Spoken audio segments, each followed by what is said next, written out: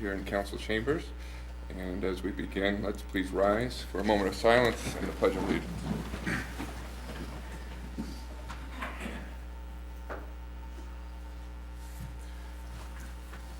I pledge allegiance to the flag of the United States of America and to the republic for which it stands, one nation, under God, indivisible, with liberty and justice for all. All right, Beth, roll call. Granquist. Here. Langy. Here. Merrill. Here. Clausen. Here. Murin. Jackson. Here. Faust. Here. File. Here. Okay, with that, I would look for approval of tonight's consent agenda. So moved. Second. Please vote. All council members present voting in the affirmative. Okay, before we move on to the full agenda, I think we have an announcement about tonight's agenda. Mr. Lamley?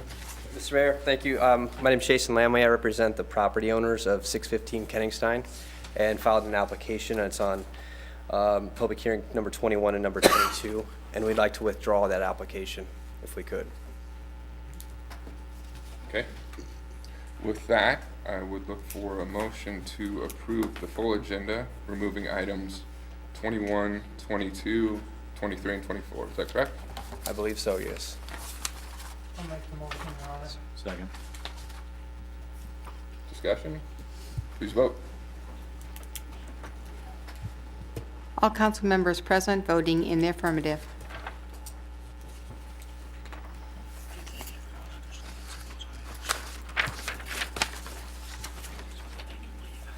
Okay, yeah, just to be clear, with that approval, items 21 through 24 on the full agenda tonight will not be heard. So we will move on to our public hearings, and item number 20. We'll open our public hearing to receive a report on findings and suggestions from the Economic Development Citizen Advisory Review Committee as required by state statutes, section 18-2715. It looks like Randy. Yes, Your Honor, Yep. I'll give the report. As you mentioned, this is a requirement of state statutes. Any community that has an LB 840 Economic Development Program has to have a Citizens Advisory Review Committee, or CARC. And statutes require that they meet at least once every 6 months and review the operation of the city's LB 840 program, make any recommendations they may have on that program. Then after that, they have to have a public hearing, which we're having right now, over those findings. And the CARC met on December 2nd of this, earlier this month, and reviewed the city's economic development program, and their report and checklist is included in the agenda packet. The citizens serving on the CARC are Cindy Morrow, Jim Mangles, Aaron Otten, Jan Einspar, and then Kathy Means is a new member on the CARC, who this was her first meeting. And I also serve as an ex officio non-voting member on that committee. If you look in the agenda packet, you'll see the CARC's report included in there. The CARC reviewed the Economic Development Fund financial statements. There's about $400,000 of cash in those statements as of the end of October. That's about our high point after we get the property taxes, and then that'll go down throughout the year and probably reach a slow point in June. Last June, we had a little over $100,000 left in there after we made the debt service payment on the LB 840 bonds. The main activity, the financial activity of the CARC this last 6 months was the $3.6 million payment made to for the Northeast Nebraska line that was made to Black Hills Energy. That was made in June. Economic development update was given by Andy Colvin, the city's economic development director, and he reviewed some of the things that were going on economic development wise. The CARC found that the city's economic development program was operating in compliance with the budget and the voter approved economic development plan. Answer any questions? Any questions for Andy?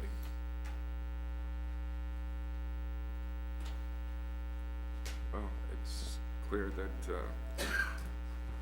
these resources have been used to make a major infrastructure investment that will benefit the community, and we look forward to finalization of the natural gas pipeline in the spring. Any questions, discussion? If not, we'll close the hearing and move on to action item number 25, given the removal of items 21, 22, 23, and 24. This is the opening of a public hearing to consider the following amendments to the city code. Amend sections 27-2, 27-9, 27-72, 27-76, 27-81, 27-83, 27-92, 27-102, 27-112, 27-122, 27-132, 27-282, and 27-331. To amend the definition of church and replace it, along with any references thereto, with religious assembly, and amending section 27-8 to require consideration of the comprehensive plan when zoning district map amendments are considered, and amend section 27-401 land use matrix to resolve conflicts in the matrix. I think Valerie, we'll hear from you on this. Yes, thank you, Mayor. I'll just go over 4 of the main things that we're proposing to amend in this ordinance. The first one is to remove the definition of church and replace it with the definition of religious assembly. It's more descriptive and inclusive of all religious assemblies. It does separate a church from accessory uses such as schools, daycares, and bingo halls. And this description is used in multiple other first-class cities in Nebraska, Lincoln, and Omaha also. The second proposes to amend section 27-8 to remove the need for zoning changes to conform to the comprehensive plan, to now say that a zoning change will be enacted only after considering the comprehensive plan. We've been listening to points made during the comprehensive plan public hearings and other times during this year. And with our new comprehensive plan in its final stages of the draft, we thought this would be an opportune time to revise this section of code so that it conforms to the way state statute applies the use of a comprehensive plan. The third item reconciles the section of codes that use the word church to replace it with religious assembly, since church is no longer in the definitions. And then the fourth item this proposes removes conflicts in the land use matrix. It's cleaning up listings in the matrix that are in odds with each other, and also conflicts due to assemblies in industrial zones, which were brought to our attention due to the questions of religious assembly in industrial going on this past year. And many of these items in the matrix have been kind of an ongoing list for me since I started here a year ago, that I've just kept a running list when I found if something has a list of 2 or 3 items in one, they may be under multiple letters in the alphabet. So that's something that we're cleaning up also. And then amending these uses, primarily you'll see in I-1 and 2 zoning districts, is providing a way to better protect that limited land available for industrial uses, so that this resource can be used to its full potential for the uses most appropriate for that zoning. If there's any questions, I'm here, and Clint can answer any too. Any questions for Val? This is a public hearing, so invite anyone who has comment to come forward.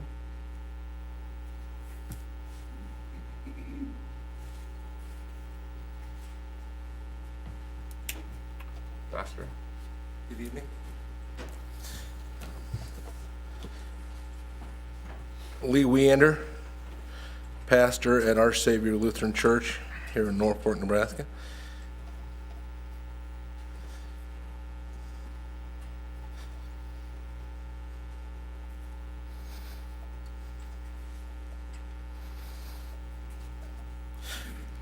Mr. Mayor, first of all, I wanted to commend Val. I think that this has been an issue she has been dealing with probably since the very first day she got here, and maybe regretted the day that she met me, but hopefully not.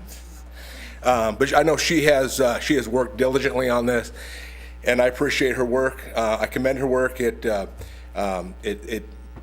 satisfies all the questions we've had in the areas that it concerns us. So I thank her for all of that work.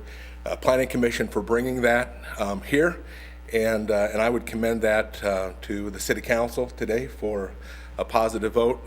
Certainly it affects us in a positive way. We believe it not only enables us as a local congregation, but it enables us to continue to serve our community in some mighty and powerful ways, and more than just Norfolk, but really Northeast Nebraska. Maybe some of you have driven by our property lately and saw the big Andrew Van Lines truck out in front. We weren't supposing that tonight's vote was going to go well, and we had the truck ready to start moving already. We had that there because we had a campaign called the Christmas Gift, and it was an opportunity for our congregation and some of our neighbors to provide help for less fortunate families during this Christmas season. And we were there for 3 nights a couple weekends ago. A couple of those nights was pretty cold. We had volunteers out there helping families. And as a result of that, we were able to help nearly 1,000 children from as far away as West Point, Nebraska. Some people drove up to get presents for their families who would not have been able to afford presents for their own children. So those are the kind of things that we really look forward to, that we think additional space will enable us to serve our community in an even more powerful way than we currently are. So we commend this vote, and we thank you for all your hard work. Thank you, Pastor Lee. Anyone else wishing to comment?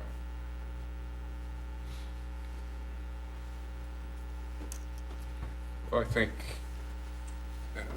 Val, just as a point of clarification, this entire package, if you will, of code changes and updates in a lot of ways is a way to clean up and modernize some codes that needed it, and specifically referencing the religious assembly provision, providing some consistency within our code for places of assembly within light industrial areas.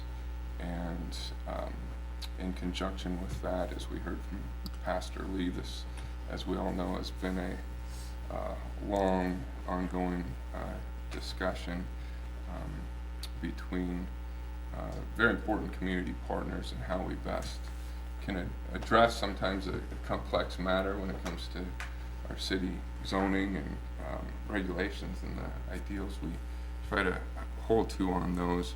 But I commend those parties involved during this time, maintained open lines of communication, and were willing to talk to each other to find a resolution potentially agreeable to the parties involved, and lending to the best service of the community and the community's long-term well-being. So just wanted to say that. Any other discussion among the council?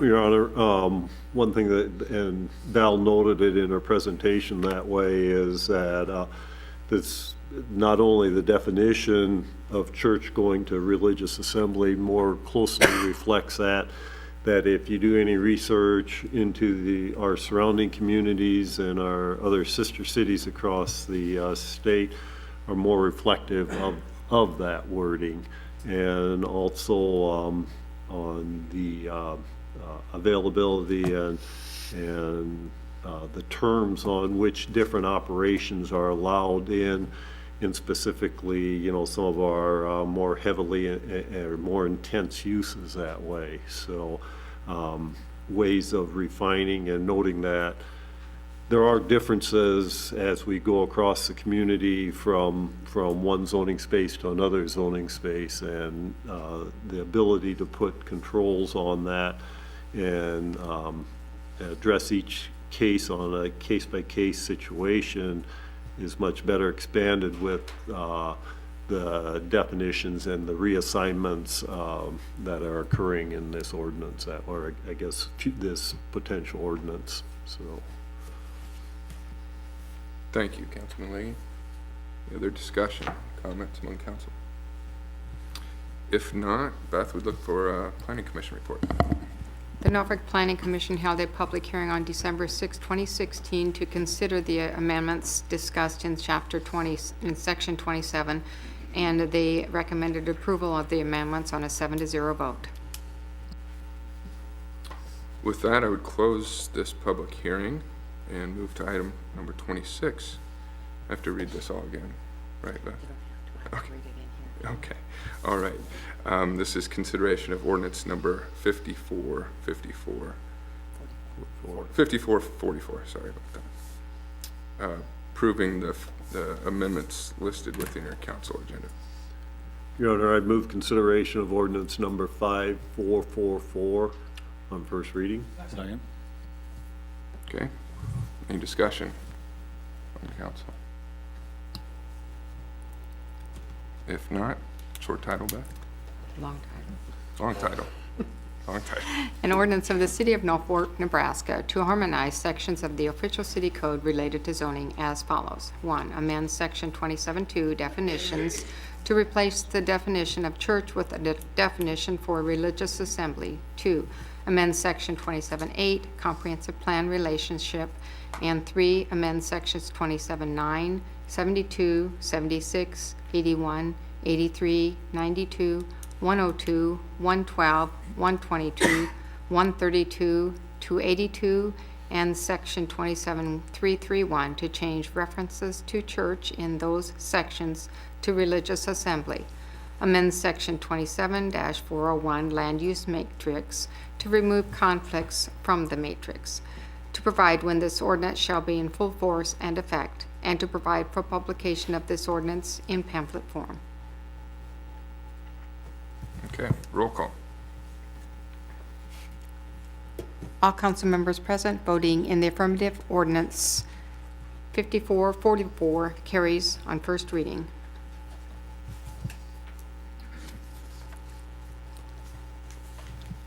Your Honor, I move we suspend the rules and pass ordinance 5444 on second and third. Second. Any discussion on that? If not, then please vote. All council members present voting in the affirmative, ordinance 5444 carries on second and third. Okay, we move to number 27 on the regular agenda.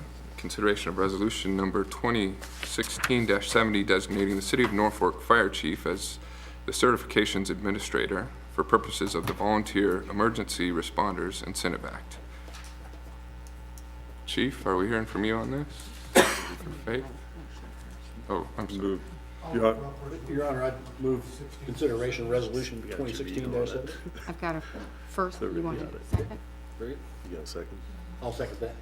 Okay, thank you. Okay, now discussion. Chief, sorry, I pulled the trigger early. Mayor and Council, just briefly, this new statute that offers a tax credit to, that we believe would, our reserve staff would be eligible for, it requires that you name someone to track that. There's a point system designed to give them credit for their emergency responses for any participating in any training and extracurricular activity. If they're eligible for that credit, we want to be able to track those and make that affordable.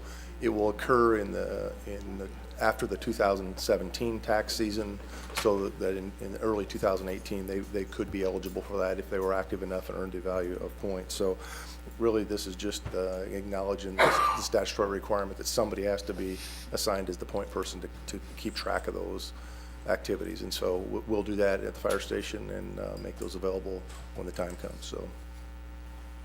Okay, questions for Chief Cordes? Seeing none, any discussion among council? So that just really ends up being more of a tracking situation that you can have somebody else do for you that way, and you have to be the point person. Councilman, great question. In the reality of it, it would be the fire chief or his or her designee, because we have some staff folks inside that are already working on an Excel spreadsheet to keep track of those numbers. So I will certainly take the blame if we do it wrong, but there'll be other staff working hard to make that happen. Got somebody in place to do it, huh? Yeah. So well said, Jim. Councilman. All right. If no other discussion, please vote. Council members voting In the affirmative, Resolution 2016-70 is adopted. Okay, number 28, look for a motion to consider approval of change order number 1 with Pinrow Construction for the Northeast Industrial Sanitary Sewer Extension, Phase 1, ESVCP, resulting in a net decrease of $227.14.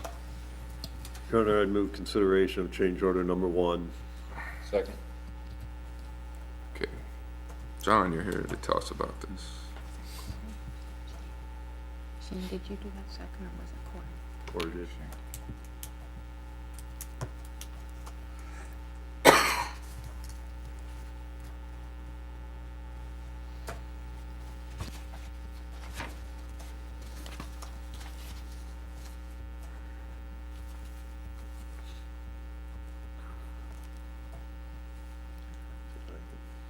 Yes, this change order just allows for a few changes during construction, just changes the contract price and time for a few of those changes that were required, as well as adjust the final quantities just to match those actually installed.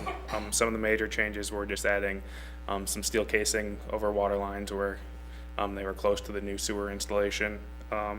Adding a manhole at the end of this phase just to allow for easier connection of future phases to this line, a reduction in the length of a steel casing, I believe under Benjamin Avenue for this instance, and also just adding some extra grouting inside manholes just to increase longevity of the pipe. There are also a few other miscellaneous items that were adjusted. Any questions? All right, thanks, John. Thank you. If no further discussion on this, please vote. All council members present voting in the affirmative, motion carries. Okay, at this point, we'll hear from Chief Cordis, his presentation of the 2015-2016 Fire Division Annual Report.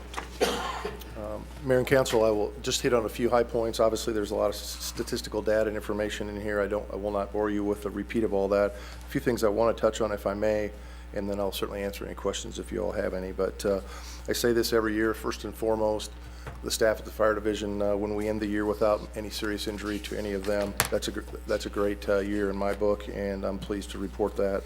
Once again, as with any profession that any of us participate in, when we can make it through the year without any serious injury, that's a good thing. And so I'm blessed to have a wonderful staff, and they're all in good health, and I appreciate and value that very much. We're fully staffed at the current time, short of a promotion to the position of lieutenant that will be forthcoming in the month of January. We'll be finishing those civil service interviews and replacing a lieutenant on B shift. Otherwise, we'll be fully staffed at that time, including our reserve staff. That complement on the reserve staff is about 30 personnel. We have a recruit class of 7 presently going through training right now that fills our allotment for them. On the Prevention Bureau side, just looking at the bar graph, the total number of building permits issued last year was the highest in a decade, so I thought that was a positive sign.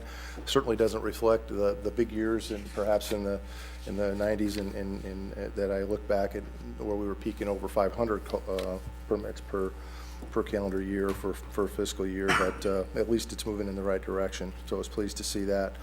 Noteworthy on the prevention side is they will be bringing to the council in February, I believe, a recommendation for the adoption of the new International Building Code series. The Nebraska legislature dealt with that last year. The statute enabled communities to adopt a newer version, and so they've been working through all the trade groups in each of the disciplines to get building, plumbing, mechanical, and gas codes, property maintenance codes, all to you all. So it'll go to the Planning Commission in January and ultimately to this body in February for consideration. On the operations side, calls for service were up again in the entirety. Fire and EMS calls. Fire calls were down predominantly because we didn't have many grass fires. We had enough moisture throughout the year to allow our traditional railroad right-of-way fires and ditch field fires to be down. However, our calls for medical calls, those EMS calls were up as the trend continues. And so I guess I'll probably say that often, but it was our busiest year since we've been keeping statistics in terms of emergency responses, and I expect that to continue. We took a delivery of a new ambulance in 2016, and it's getting the wheels run off of it. It runs pretty much all day, every day. Rescue 3, housed out of Station 1, is the first out unit, and it has been serving us extremely well, so we are grateful for that purchase. We also put into service 45 new self-contained breathing apparatus this year. The air packs that the firefighters wear. Huge commitment, huge financial commitment by the council to make that replacement, that we hope that will keep us in good condition for the 15-year life expectancy of those units going forward. So a strong investment, and we're proud to have those in service and on the street ready to be used. In February, we'll take delivery of a new tanker, a water tender, if you will, for the rural fire district. Pursuant to our contract with the rural board, it becomes our property and is titled in the city of Norfolk's name upon delivery. However, it's fully funded and paid for by the rural fire protection district. So that is due in February, and the one that it's replacing is being traded in as part of that contract. We're working on the final specifications to replace our aerial ladder, which is a major purchase, and we hope to have that before the council sometime next summer for consideration and allowance to go out for bids on that project. Overall, a very, very fruitful year for us. Proud of the staff that work hard for the citizens of Norfolk, and I thank the mayor and council for the support that you give us so that we can do our job to the very best of our ability. So we're grateful for everything you do to make our jobs easier by giving us the tools we need to do the work that we need to do. So I'm grateful for that. I thank you, and I'd certainly answer any questions y'all might have. Scott, you said we were looking at adopting a new code version that way. What year of code? 2012. 2012, because essentially they always become antiquated as soon as they're issued. They start working on the next one. Yes, sir. Very true. So we get a copy to preview that a little before it comes to us? Certainly. A little bit thick. Haven't spoken to Shane about it yet, but I assume we would do some subcommittee work with you all before we bring that to the full council, so you have some glimpse of that. So we'll provide a draft of that to everyone, including all the specific amendments that we've made to it locally. So there were some amendments born out of input from the home builders and other trade groups. So we'll make those aware to all of you in advance, so we don't have to detail those one at a time here that night. So we'll get that information to you, sir. So when they present that to you, do they highlight the areas of change or not? You mean for The IBC, when they present it to you, do they say, okay, here's what's changed from 2009? we purchased the comparison that shows the changes from the last edition. So we've been reviewing those documents. The longer you go away from the most current edition, the harder it is to get those. They're going to stop producing the 12 amendments pretty soon because we're just about ready for the 18 edition to come out. So it's just a challenge. The state law had to be changed to allow municipalities to have the permission to adopt a newer code. The language they put in the statute last year was 2012. And so there's the belief that there has to be enabling legislation for local communities to adopt anything newer than that. So I suspect the legislature is going to be dealing with that again fairly soon. I mean, at least that's the opinion of some. So, and we'll certainly work with Clint to try to work through that. But, So the state is adopting 2012? yeah. Okay. So we will be consistent with the enabling state law that allows us to go there. So great question, sir. Chief, you had mentioned that EMS calls were up. Yes, sir. Are they categorically up higher in one area than another? Can you talk about that? Well, I think I probably can't talk about specifics other than in generality. We live in an aging community. That's a national trend that we're following, where we've got there just seems to be a national increase in those type of calls for service. Lots of falls and lift assist type of calls to help folks. They may not be serious in medical nature, but they require an ambulance service to go out and reposition those or get them to other treatment. I don't know if that's born out of a desire to want to stay home longer to avoid the cost of being in a full-time healthcare facility, but that seems to be a national trend that we're seeing. And those numbers just continue to rise.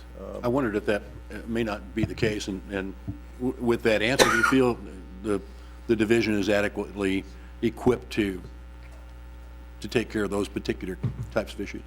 Well, certainly a point of concern. I've raised that with the council in the past. I'm not sure if this is the forum to go into it in great length, but I appreciate the question, sir, because what we have been tracking for the first time in a long time is the amount of times that those calls for service leave both stations empty.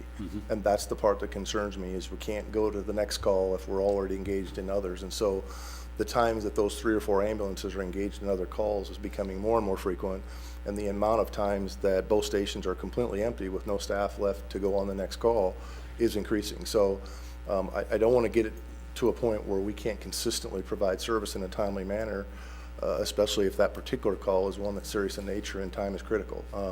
If it's a slip and a fall, seconds don't necessarily count, but if it's a heart attack or a critical event where time matters, I don't, to be able to say I can't come is a very uncomfortable position to be put into. So, and I understand that the answer to that, the solution to that, is going to cost money, significant money, and I don't take that part lightly. So what we've been trying to do, and I've been working very closely with the city administrators to track those numbers, to look at where we're weak or where we're vulnerable, and see what recommendations we can make. And at some point in time, the only solution that I know of based on it isn't about needing more ambulances. It's about needing bodies to get into the ambulance and respond to the call, and that's to add staffing at some point. And so those are things that I'll continue to communicate with the council about, and keep you all informed, and respectfully understand that those funds got to be split up a lot of ways with a lot of other important wants and needs throughout the community. But it is a concern, and it's on our radar screen, and we're paying really close attention to that, sir. Thank you very much. Yep. Chief, that building permit report is certainly welcome news. Hopefully next year at this time we'll be talking about beating that mark. Even higher, yeah. Just generally I want to thank you for the hard work of our fire department and public safety officers. It's a job that is sometimes goes unnoticed. We don't see it until we need it, but certainly want to thank you for your dedication to the safety of Norfolk citizens and your work to uphold it in so many different ways. Thank you, Mayor. Appreciate that.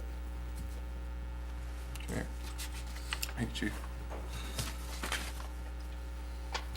All right, before we close tonight, we have an opportunity for public comment. Anyone who has anything to share?